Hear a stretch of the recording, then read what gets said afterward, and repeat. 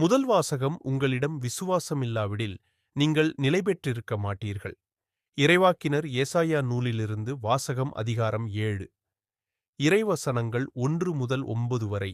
ஊசியாவின் பேரனும் யோதாமின் மகனுமான ஆகாசு யூதா நாட்டை ஆட்சி செய்த நாள்களில் இரட்சின் என்னும் சிரியா நாட்டு அரசனும் இரமலியாவின் மகன் பெக்கா என்னும் இஸ்ரேல் நாட்டு அரசனும் எருசலேமுக்கு எதிராக போர் தொடுத்து அதை வீழ்த்த முயன்றனர்.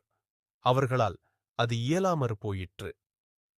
சிரியா எப்ராயிமோடு கூட்டணி அமைத்துக் கொண்டது என்னும் செய்தி தாவீதின் குடும்பத்தாருக்கு அறிவிக்கப்பட்டது. உடனே பெருங்காற்றினால் காட்டு மரங்கள் அலையதிர்வு கொள்வது போல் ஆகாசின் உள்ளமும் அவர் நாட்டு மக்களின் உள்ளங்களும் அலைக்கழிக்கப்பட்டன. அப்பொழுது ஆண்டவர் எசாயாவை நோக்கி, நீ உன் மகன் செயாரியாசிபை உன்னுடன் அழைத்துச் சென்று ஆகாசைச் சந்திப்பாயாக.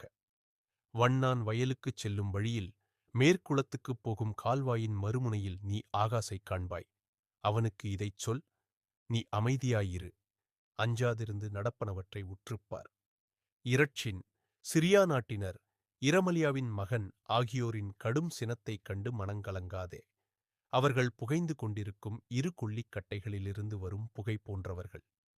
சிரியா எப்ராயிமோடும் இரமலியாவின் மகனோடும் உனக்கெதிராய்ச் சதித்திட்டம் தீட்டி, யூதாவுக்கு எதிராய் நாம் படையெடுத்துச் சென்று அதை நடுநடுங்கச் செய்வோம். அதற்கு எதிராய்ப் போரிட்டு அதைப் பிடித்து தயேல் என்பவனின் மகனை அதற்கு அரசனாக்குவோம் என்று தங்களுக்குள் பேசிக்கொள்கிறார்கள். ஆதலால் ஆண்டவர் இவ்வாறு உரைக்கிறார், அவர்களது திட்டம் நிலைத்து நிற்காது, அது ஒருபோதும் நிறைவேறாது. ஏனெனில் சிரியாவின் தலைநகர் தமஸ்கு, தமஸ்கு நகரின் தலைவன் இரட்சின். இன்னும் 65 ஆண்டுகளில் எப்ராயிம் ஒரு மக்களினம் என்னும் தகுதியை இழக்கும் வண்ணம் தவிடு பொடியாக்கப்படும். எப்ராயிமின் தலைநகர் சமாரியா, சமாரியா நகரின் தலைவன் இரமலியாவின் மகன்.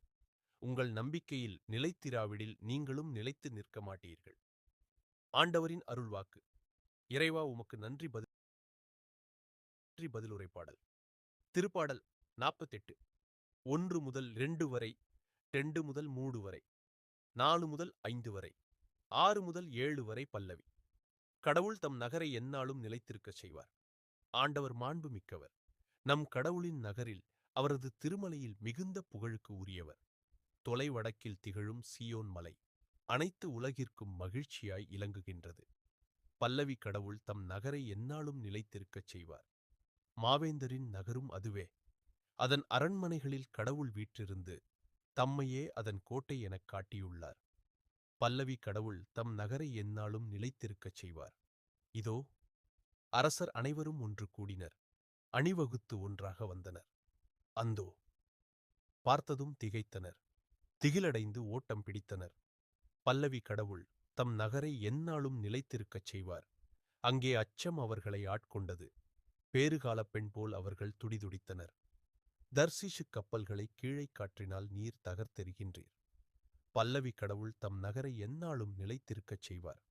நற்செய்தி வாசகம். தீர்ப்பு நாளில் தீருக்கும் சீதோனுக்கும் கிடைக்கும் தண்டனையை விட உங்களுக்கு கிடைக்கும் தண்டனை கடினமாகவே இருக்கும்.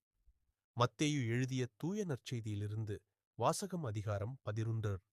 இறைவசனம் 20 முதல் 24 வரை. அக்காலத்தில் இயேசு வல்ல செயல்கள் பல நிகழ்த்திய நகரங்கள் மனம் மாறவில்லை. எனவே அவர் அவற்றைக் கண்டிக்கத் தொடங்கினார். கொராசின் நகரே, ஐயோ, உனக்குக் கேடு! பெத்சாயிதா நகரே, ஐயோ, உனக்குக் கேடு!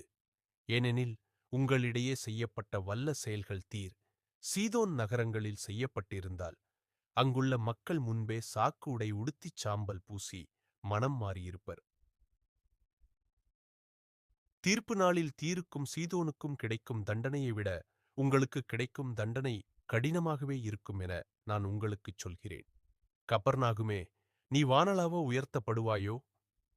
இல்லை, பாதாளம் வரை தாழ்த்தப்படுவாய்.